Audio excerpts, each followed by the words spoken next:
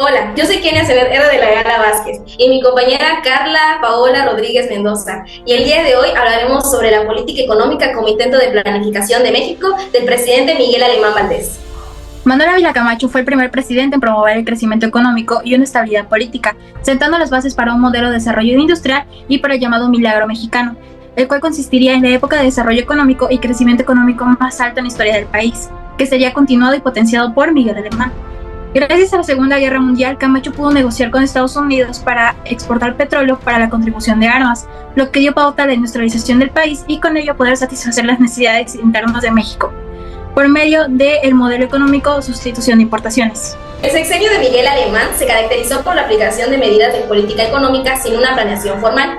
No existió un plan estructurado ni un proceso metodológico que guiara las decisiones del gobierno, pues se retomó el rumbo iniciado por Ávila Camacho buscando impulsar la industrialización y la sustitución de importaciones como eje central del desarrollo económico. Este objetivo pues intentó alcanzar mediante un proteccionismo selectivo, con aranceles elevados y restricciones a productos terminados, así como a través de la Ley de Fomento de Industrias de Transformación del 46, que contemplaba exenciones y reducciones fiscales, créditos accesibles y servicios públicos baratos, además de una apertura controlada a la inversión extranjera. También hubo una fuerte inversión pública en infraestructura hidráulica, eléctrica, energética, de transporte y comunicaciones, lo que permitió la creación de organismos como Ayotra Textil, Industria Petroquímica Nacional, Diesel Nacional y Constructora Nacional de Carros de Ferrocarril, impulsando así el surgimiento de grandes empresas nacionales como Condumex, ICA, Telesistema Mexicano, Resistol y Nacobre. A pesar de estos recursos no hubo un éxito, pues reflejó una falta de organización y de planeación económica real. El modelo aplicado benefició principalmente al sector privado sin una visión de desarrollo integral ni sustentable. El primer objetivo de la política económica es la estabilidad monetaria. Una de las acciones más importantes fue la devaluación del peso en 1948, pasando de 4.85 a 8.65 por dólar, con el objetivo de proteger las reservas monetarias y evitar daño mayor a la economía. Además, se redujo el ritmo del crecimiento del dinero en circulación, aunque este aún generó inflación y pérdida del poder adquisitivo. Para sostener el gasto público, el gobierno recurrió al endeudamiento externo, principalmente con el Banco Internacional de Reconstrucción y Fomento y el Exim Bank, lo que llevó a un aumento de la deuda externa hasta los 346 millones de dólares. La política fiscal destinó más de la mitad del gasto público, un 51.9%, al fomento de actividades económicas, mientras que el déficit promedio se mantuvo bajo en 0.1% del PIB anual. También se promovió la inversión extranjera y privada, especialmente en la industria, con el fin de fortalecer la economía nacional. Para la estabilidad del sector externo, se promovió la diversificación de mercados de exportación mediante acuerdos comerciales con países de América Latina y Europa, y se impulsó la exportación de productos manufacturados. Para elevar la capacidad productiva nacional, se importó maquinaria agrícola e industrial. También se obtuvieron créditos del extranjero para financiar obras públicas, lo que contribuyó al equilibrio de las finanzas externas. Se revisaron los términos del Tratado de 1942, considerado injusto para México, y en 1950 fue denunciado formalmente para proteger los intereses nacionales. También bajo la dirección del secretario de Relaciones Exteriores, Jaime Torres, se mantuvo una política exterior muy prudente que favoreció el diálogo económico con otras naciones.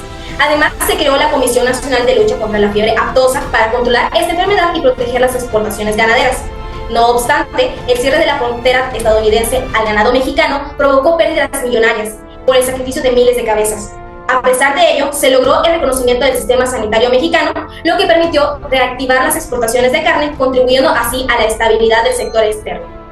La estabilidad de precios fue un objetivo central de su política económica, articulada en torno al modelo de sustitución de importaciones que combinó proteccionismo industrial, fomento agrícola y control monetario. No obstante, la expansión del gasto público en infraestructura y proyectos productivos, junto con una política crediticia flexible, generó presiones inflacionarias que se hicieron patentes en 1947, cuando el índice de precios pasó a una tasa anual negativa a 7.7% entre enero y junio. La devaluación del peso el 22 de julio elevó la inflación hasta un pico del 13.6% y posteriormente esta gravitó alrededor del 10% hasta el estallido de la Guerra de Corea. Para contener estas tensiones, el gobierno implementó restricciones a las importaciones, controles de crédito y subsidios a productos básicos, además de procurar una política monetaria moderada que limitara la emisión de dinero y mantuviera el tipo de cambio en 8.65 pesos por dólar hasta 1952.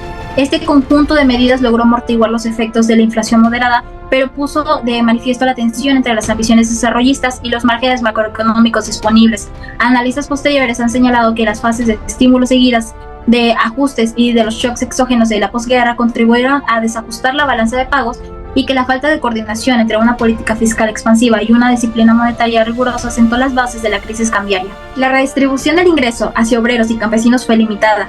Se ampliaron los servicios del IMSS y se otorgaron subsidios, exenciones fiscales y facilidades de crédito público y privado tanto al sector industrial como al agrario. A pesar de subidas en los salarios nominales, los reales no mejoraron, lo que refleja el escaso impacto de estas medidas en la verdadera redistribución del ingreso y el firme control estatal sobre las organizaciones patronales. El nivel de vida en México mejoró principalmente en las zonas urbanas debido al crecimiento económico impulsado por la industrialización, la construcción de infraestructura y la expansión de servicios básicos como educación y salud.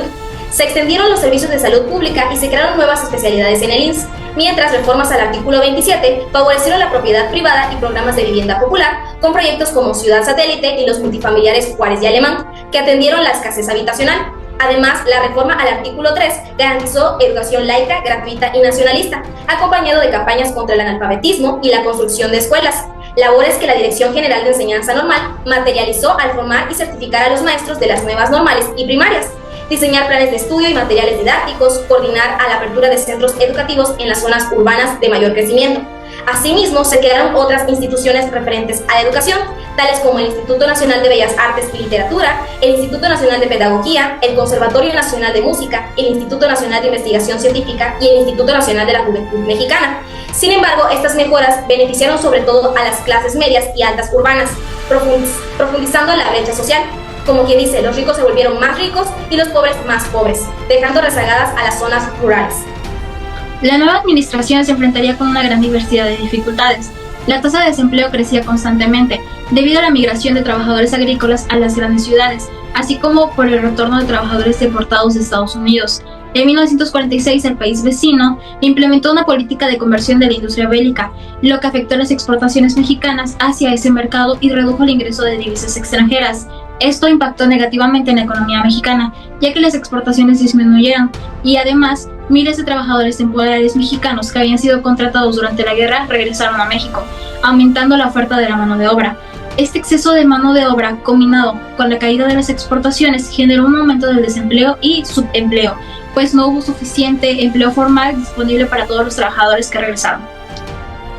Para la conservación y explotación racional de los recursos naturales, se repartieron 4.844.123 hectáreas a 97.391 beneficiarios, con una superficie promedio de 49.7 hectáreas por campesino, lo que permitió un uso más eficiente y equitativo de la tierra. La superficie irrigada aumentó en un 75%, alcanzando 1.452.937 hectáreas, gracias a la construcción de presas y sistemas de riego que optimizaron el aprovechamiento del agua en la agricultura. Este manejo más eficiente de los recursos contribuyó a un crecimiento agrícola del 8% y a un incremento notable en la producción de cultivos como el algodón, el café, el trigo, el azúcar, el jitomate, el maíz y el frijol, evidenciando una explotación productiva pero controlada del suelo y del agua. Además, se impulsaron obras de infraestructura como caminos y puentes que facilitaron el acceso a zonas productivas y mejoraron la distribución de bienes. También se fortalecieron los sectores estratégicos, como el petrolero, mediante inversiones en exploración y refinación para garantizar una explotación más racional del petróleo, todo ello enmarcando la estrategia de la industrialización por medio de la sustitución de importaciones que buscaba equilibrar el crecimiento económico con la sostenibilidad ambiental. Las medidas adoptadas respondían principalmente a intereses productivos y no a una verdadera preocupación ecológica. Por ejemplo, reformó el artículo 27 constitucional para ampliar los límites de la pequeña propiedad privada y las tierras inafectables, además de considerar paros agrarios. Sin embargo, su política antiagrarista provocó un aumento en la cantidad de campesinos sin tierra. También permitió la entrada de inversión extranjera al campo, priorizando la productividad sobre la sustentabilidad. A pesar de que en 1947 decretó una veda forestal total e indefinida para los bosques del Estado de México y el Distrito Federal, en el mismo año autorizó la explotación de ciertas zonas para abastecer a las fábricas de papel Loreto y Peña Pobre, bajo la figura de la Unidad Industrial de Explotación Forestal, lo cual muestra la contradicción entre conservación y producción. No obstante, en 1948 se promulgó la tercera ley forestal, donde por primera vez se reconoció la función productiva de conservación y recreativa de los bosques como espacio de utilidad pública y se creó el Fondo Forestal como apoyo al desarrollo de este sector. También en su sexenio se fundó la Secretaría de Recursos Hidráulicos para centralizar la administración del agua, incluyendo riego, agua potable, control de inundaciones y uso industrial. Estas acciones, aunque relevantes, respondieron más a fines económicos y administrativos que a una política de ambiente integral, lo que refleja que el medio ambiente era considerado un recurso explotable. Para el desarrollo del mercado interno, el gobierno implementó una política de protección comercial basada en el modelo económico del sexenio, que era sustitución de importaciones, con el objetivo de que México fabricara internamente productos que antes importaban, fortaleciendo así la industria nacional y reduciendo la dependencia extranjera. Para lograrlo, las importaciones de ciertos bienes tenían licencias y permisos, protegiendo a las empresas medianas y pequeñas para que pudieran consolidar su participación en el mercado interno. Además, Alemán impulsó la industrialización como una demanda nacional, promoviendo la transformación de materias primas en productos manufacturados. También reconoció la necesidad de contar con técnicos especializados para el desarrollo industrial y científico del país, por lo que el Colegio Técnico de Educación Superior e Investigación Científica desempeñó un papel fundamental, y a través de este se promovió la formación y capacitación de profesionales, tanto en México como en el extranjero, además de la contratación de expertos internacionales para acelerar el proceso de industrialización. Y por último tenemos que Miguel Alemán Valdés fue el primer presidente que conformó un gabinete integrado mayoritariamente por civiles de clase media y alta con formación universitaria, dejando a las Fuerzas Armadas únicamente a la Secretaría de la Defensa y Marina. Su gabinete estuvo compuesto por destacados universitarios, empresarios y políticos emergentes que apoyaron su proyecto de modernización e industrialización del país. Entre sus principales colaboradores se encontraban Adolfo Ruiz Cortines en la Secretaría de Gobernación, que, ojo, iba a ser el próximo presidente de nuestro país. También tenemos a Ramón Beteta Quintana, con amplia experiencia al frente de la Secretaría de Hacienda. A Carlos Novoa, proveniente del sector bancario privado, como titular del Banco de México, respaldado por Rodrigo Gómez, experto en funciones del Banco Central.